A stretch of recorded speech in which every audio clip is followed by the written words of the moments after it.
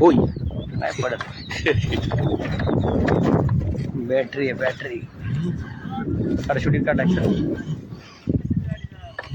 ये काढू तर.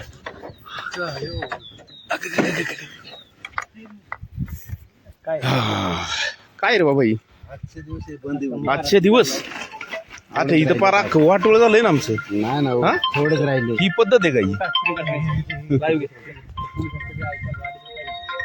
पहिलं पोलिसांनाच बघतो आता. ना आज हा हो हॅलो पोलिसांनाच गाव बघतो की गाव की आपलं गाव.